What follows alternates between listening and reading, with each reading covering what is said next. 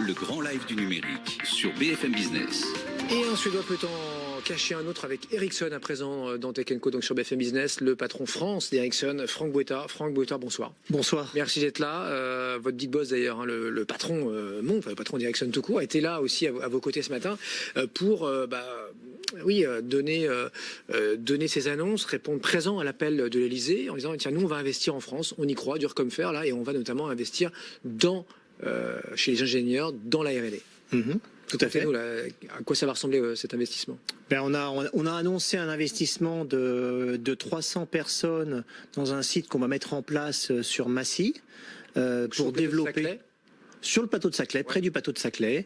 L'objectif est de faire du développement logiciel dans la 5G, également dans le domaine de la sécurité, en tirant profit à la fois de l'écosystème start-up français et également des compétences qui existent sur le site de Paris-Saclay et globalement en France dans la technologie. C'est un investissement de combien?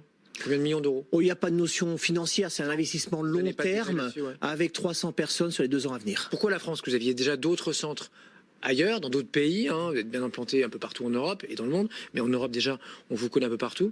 Pourquoi mettre aujourd'hui le paquet avec, donc vous dites jusqu'à 300 salariés à terme, je ne sais pas, d'ici 2-3 ans, pourquoi la France, pourquoi la banlieue parisienne? Alors déjà en Europe, on a 60% de notre recherche et développement qui est en Europe, soit à peu près 15 000 employés. On a 18 centres de recherche et développement. Et donc la France était un petit peu absent de cet écosystème de recherche et développement chez nous. Donc on a choisi de le faire maintenant parce qu'en fait, il y a des compétences en France, beaucoup de compétences. Il y a un écosystème de start-up qui s'est créé, sur lequel on va pouvoir tirer de la connaissance. Et il y a également un environnement qui est favorable en termes d'investissement. Et donc, nous tirons profit de cet investissement.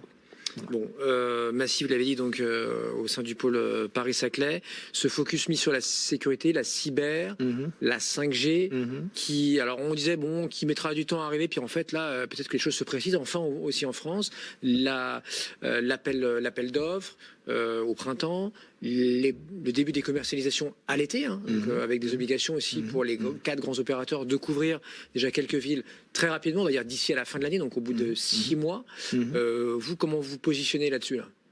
Nous, pour l'instant, nous répondons aux appels d'offres de nos clients et nous allons essayer d'en gagner un maximum pour être présents le plus possible sur le territoire français.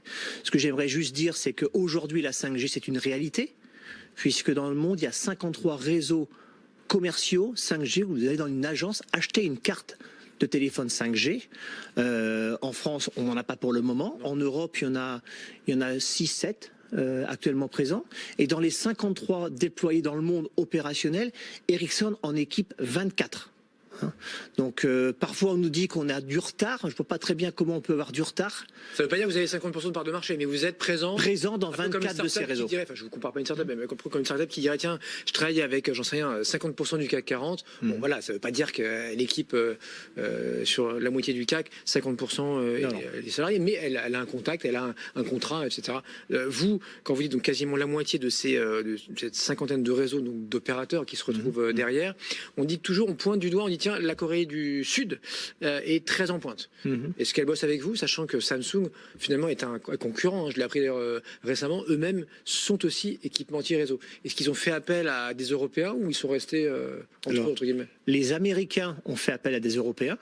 Puisque là où nous avons lancé les premiers réseaux commerciaux 5G au monde aux États-Unis. Verizon est à fond là-dessus, là. Verizon, AT&T, Sprint, T-Mobile, tout le monde est parti. Déjà depuis pratiquement un an. En tant que tel.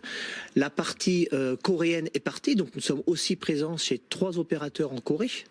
En Europe, le premier à avoir démarré commercialement, c'est la Suisse. Nous équipons 100% du réseau de Swisscom en Suisse. Et également, la Chine a commencé à démarrer et nous sommes également en test chez les Chinois actuellement. Vous me faites la transition là, quand on parle 5G depuis 12-18 mois, forcément on parle de Huawei et rarement en bien.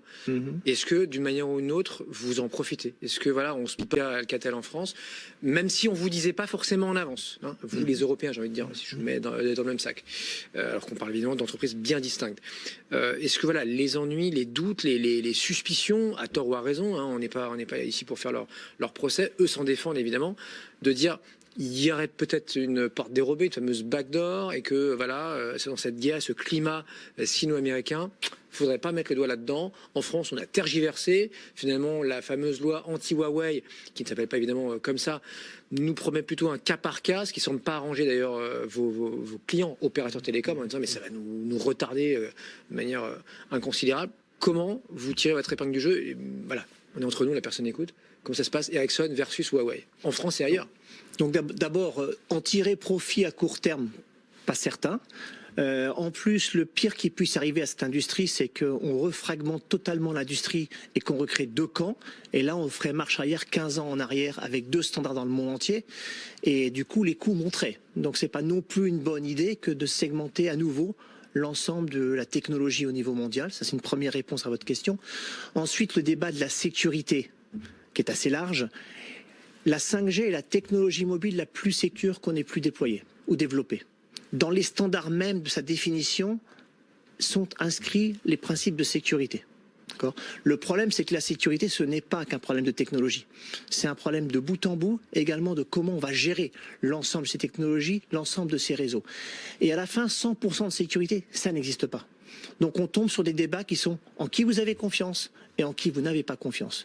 D'où les débats qui sortent actuellement sur des technologies aussi sensibles que la 5G qui vont modifier la façon dont on va vivre, dont on va agir en tant que consommateur, dont on va agir en tant que citoyen, mais aussi dont nos industries vont fonctionner. Les 2-3 applications fortes selon vous là, qui indirectement ou directement vont bouleverser notre vie dans les prochaines années?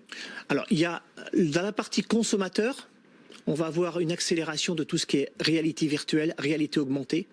Des lunettes classiques vont devenir des lunettes de projection. Le téléphone portable que vous avez aujourd'hui, bientôt n'existera plus. Puisque tout ce qui sera capacité de traitement, capacité de stockage sera mis dans le réseau. Il n'y aura plus qu'une interface homme-machine qui peut être vos lunettes.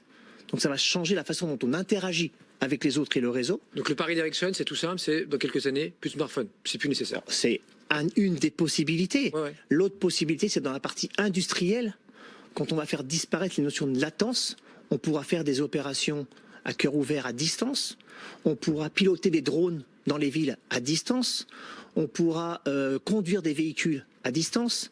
Et on pourra éventuellement aussi transformer des robots dans les industries et ils pourront se reconfigurer en temps réel. Donc il y aura des impacts industriels assez majeurs qui vont apparaître. Il faut aussi bien comprendre qu'on ne sait pas forcément quels sont les cas d'usage qui vont apparaître. Nous, notre principe, c'est de mettre en place les technologies, les réseaux, et les consommateurs vont les inventer. Regardez la 4G, quand elle a été lancée en premier aux États-Unis et ensuite en Chine, on ne pouvait pas imaginer qu'on allait aujourd'hui faire nos transactions bancaires avec ça, qu'on allait faire l'ensemble de nos activités avec ça. Je ne sais pas imaginer ce qui va se passer dans 10 ans. Est-ce que c'est grave de prendre du retard, Franck Boëtard, ou en fait l'important c'est d'être parti et que c'est pas grave si les Sud-Coréens, les Chinois ou les Américains ont peut-être 6, 12, 18 mois d'avance sur les Européens? L'important c'est effectivement que le truc soit lancé, quoi. Alors on va dire comme ça, les États-Unis et la Chine ont démarré 2 ans avant l'Europe dans la 4G. Aujourd'hui, les leaders dans l'économie des applications mobiles, c'est les États-Unis et la Chine. Donc oui, le timing a de l'importance. Il n'est pas trop tard, mais il faut accélérer en France. Très clair. Merci beaucoup à vous, Franck Boëtard, avec nous ce soir. Le patron d'Ericsson en France. Courte pause, le pitch dans un instant de Tech & Co. Il sera 21h.